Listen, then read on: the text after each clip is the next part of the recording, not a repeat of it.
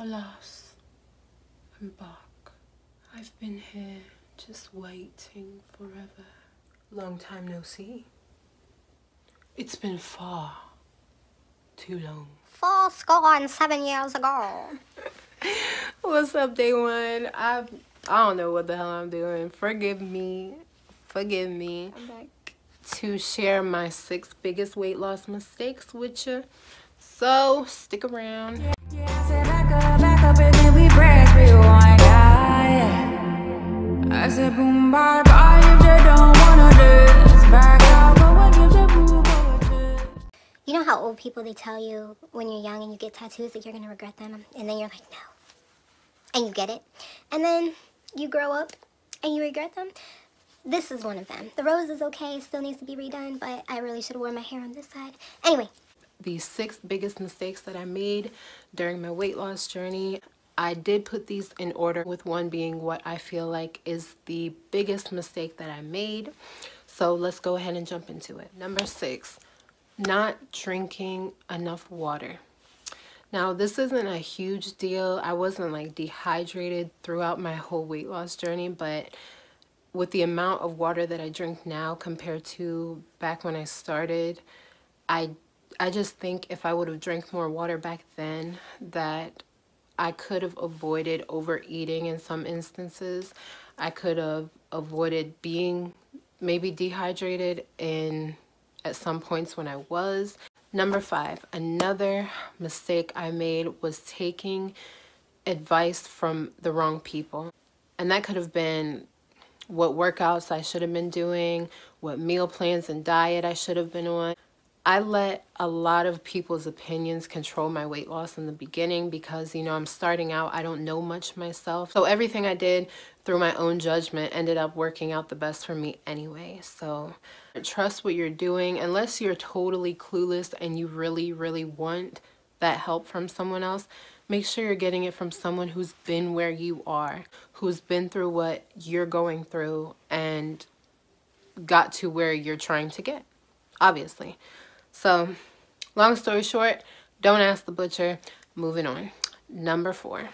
Another mistake that I made was not taking enough pictures and videos of my progress. You guys, I can't stress this one enough because now that it's came time for me to explain my weight loss to all of you guys, of course I can sit here and tell you video after video what I did. I could even show you now. But to see what I did like through your eyes rather than just hearing me talk about it means so much more to me. You keep yourself motivated even if you hate what you look like, if you cannot stand looking at yourself in the mirror, but you're getting up every day and you're doing this again and again. Even if you're not seeing results yet, continue to take those pictures, take those videos, so you can go back in a couple weeks and a couple months and be like, wow, look how far I've came. How far I've come. Number 3, another big one, was doing too much cardio in the beginning. I'm not the person that's going to tell you don't ever do cardio. Cardio is bad, because obviously it's not, and it accounts for a big chunk of my working out through my weight loss. But I'll get into that. So I think This is just my theory. if I would have started out in the gym and I would have incorporated HIIT and strength training and weightlifting a lot sooner, I could have stayed away from maybe some of the extra skin that I have now. And I could be totally wrong, who knows? But I definitely think doing so much cardio in the beginning, putting so much wear and tear on my muscle, and just basically aggravating, shaking my body so much through cardio, just helped to stretch it out and, you know, keep my skin from, you know, tightening back up. So like I said, I could be totally wrong, but that's just my theory. And at this point, I'm doing a lot more HIIT. I'm doing a lot more weightlifting, and the results that I'm seeing are so different, and I should have been doing this all along. So yeah. Number 2, another big one, and this was almost number 1. So comparing myself to others.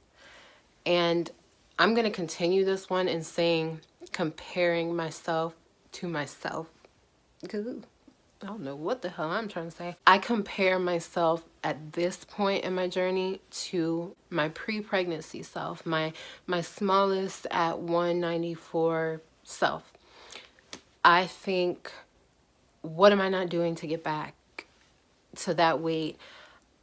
I looked so good at that weight. Everyone was telling me I looked amazing, blah, blah, blah. When in reality, I'm pretty much there. I look almost exactly the same, if not a little better now. So it's totally a mental thing. But when you go into the gym and you see someone else and you're like, oh my God, I wish I looked like that. You could change your diet, you can change your workout routine, and you might even see some similarities. But you're not that person that you're looking at. You may not have the same build. You may not have the same, obviously you don't have the same genes. So, you know, unless you take your perfect person into a doctor and say, make me look like this person. And even then, you might not come off that table looking right. You have to accept yourself.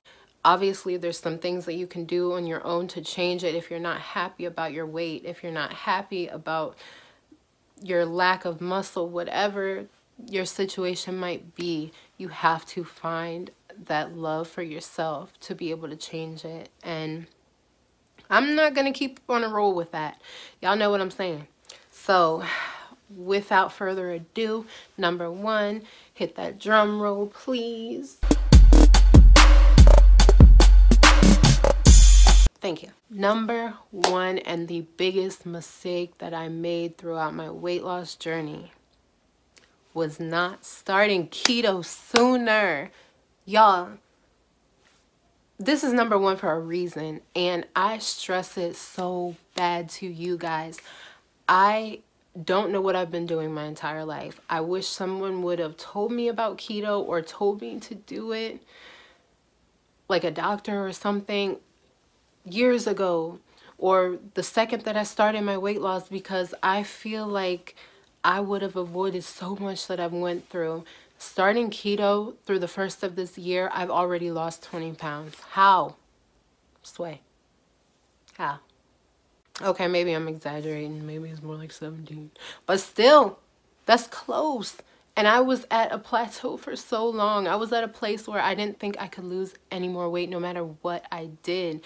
And in reality, them carbs, baby girl, them carbs. In my mind, I'm like always thinking everybody who's like a health nut is so carb conscious for no reason, because carbs are your friend. And yeah. But honestly, carbs were hurting me so bad. Literally, physically, when I say carbs were hurting me, eating bread was giving me so much inflammation in my body. I was constantly bloated. My feet were hurting. My feet were swollen. And I felt like no matter what I was doing, I couldn't lose the weight I was trying to lose. And now it's just like, I won't say it's falling off, because, you know, I still got to go to the gym. I still got to work for it. I still got to do what I do. But I remember what it feels like to get into that place where you're putting in the work and you're seeing the results. I'm so pro keto, and I know there's probably some cons that I haven't even hit yet that I may or may not. But you guys, my mental is so much clearer.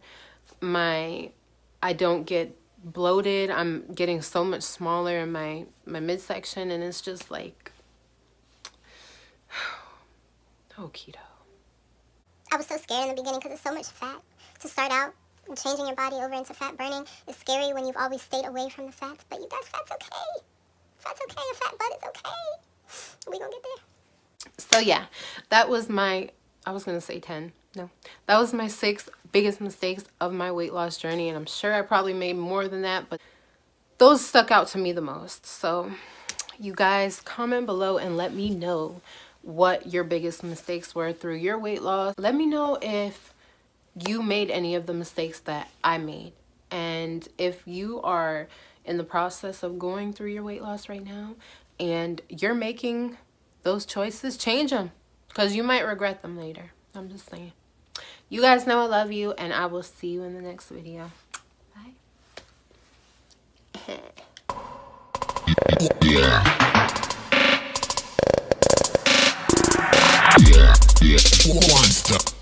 Yeah.